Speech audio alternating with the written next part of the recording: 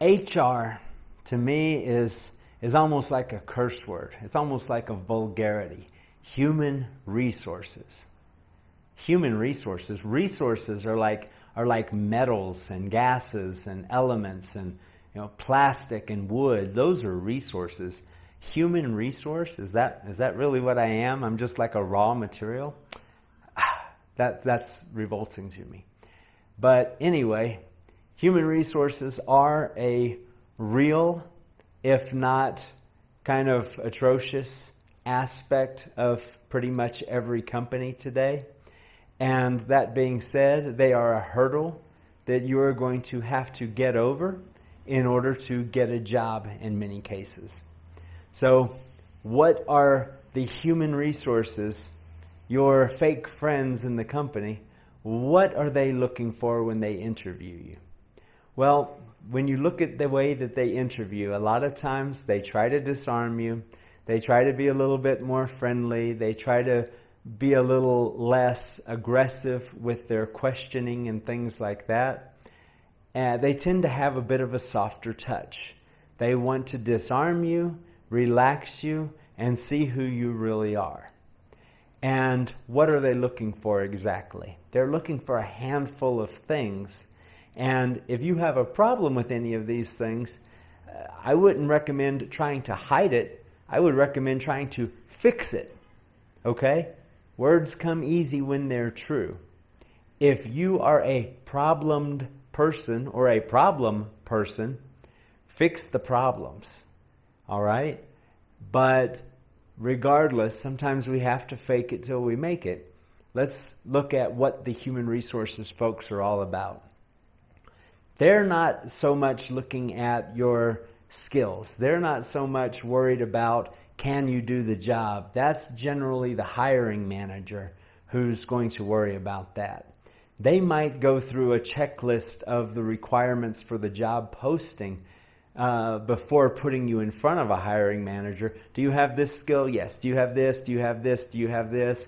Here, take this test and see if you pass it. Okay, you passed the test. You answered yes to all of those questions. It seems like you're qualified as far as the skills go. Okay, I can put you in front of the hiring manager now without wasting their time. That might be a part of it. Another part of it is they are looking to see if you are going to be a liability for the company. What does it mean to be a liability?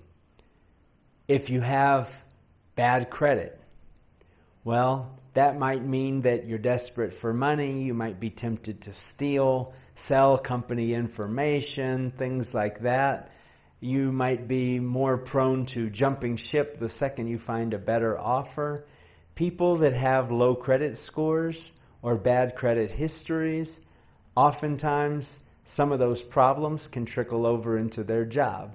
So they're going to look for things like your credit history. They're going to look at your criminal background.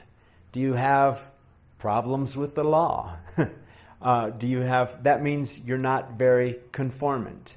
That means you reject the rules. That means you despise authority. That means they're not going to be able to control you. That means when they say, don't do this and do that, you're going to say, to hell with you, I can do whatever I want. Okay?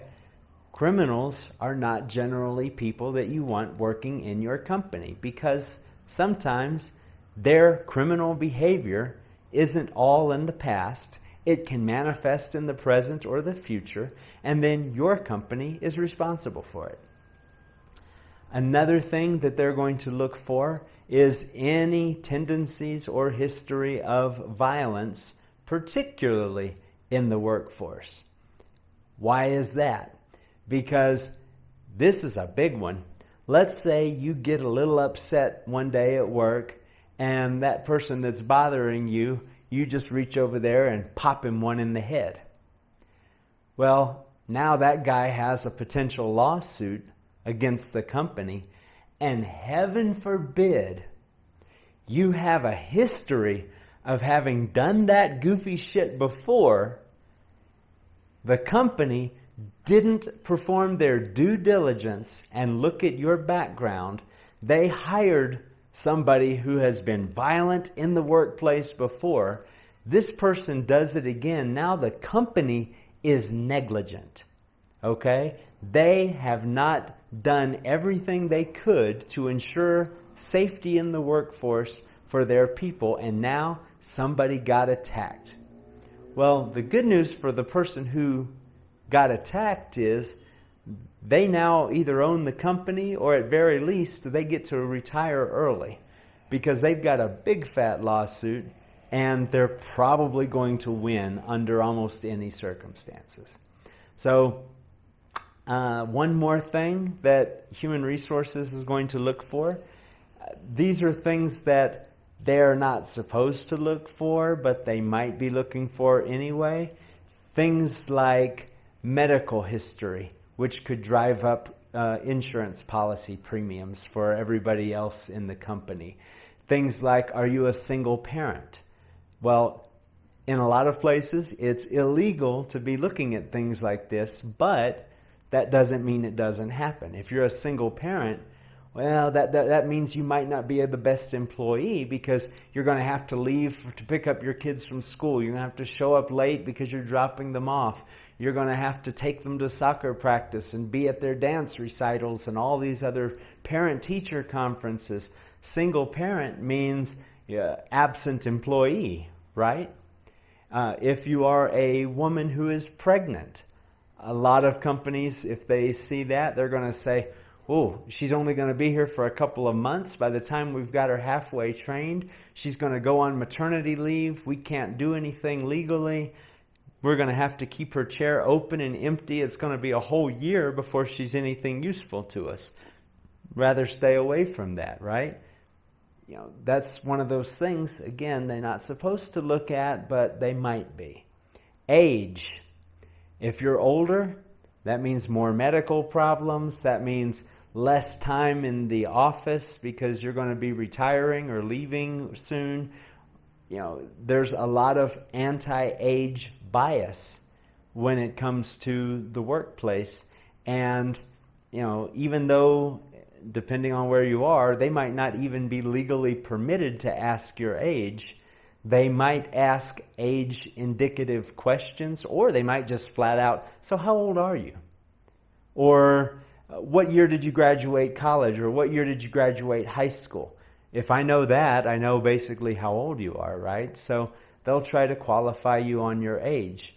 That being said, if you are above the average age of the typical workforce, then you might want to come in and demonstrate in one way or another you're healthy, you're virile, you have no medical problems, you are excited about your career, and you have plans for the next 5 and 10 years. Those kind of things. Well, okay, yes, this person is above the age of candidate that I would normally entertain, but they're healthy, they're fit, they stay active, this, and that. I don't think there's any problem bringing this person into the workforce. You see what I'm saying? Last thing that you really want to be conscientious of when it comes to HR is, in this day and age, social controversy. Do you have any extreme or even unpopular religious views, political views, moral stances, anything like that can create controversy in the workforce? Or, heaven forbid, you're on social media publishing conspiracy theories, avidly supporting one political candidate or another, promoting religious views, anything like that. You know what? I have political opinions. I have a religion. But these are things that if the HR person smells them in an interview, they're not going to want to hire me. Because if I have a religion, I'm going to be in the workforce, I'm going to be in the workplace, preaching to everybody and trying to convert them and save the lost or whatever crazy things I believe in. if I'm out talking about conspiracy theories and telling everybody the world is really flat and there's an Illuminati controlling everything from Bavaria and all these crazy ideas, do you want to hire that person? Only if you're a conspiracy nut, right? Any normal, sane person doesn't want that in their company because it's infectious, it's obnoxious, it's distracting, and this person's going to be more focused on that junk than the mission. So I want a mission-focused person. I don't even want a real person in my company, okay? I want a flesh and blood, breathing robot who shows up, thinks about work, does work, leaves, goes home, doesn't do anything bad, doesn't say anything controversial, doesn't muddy the waters, doesn't stir anything up. They just, go home. They have a white picket fence, 2.4 children. They walk their dog every evening. They pick up their kids from school. Just a normal, average, stereotypical person who never ever makes waves.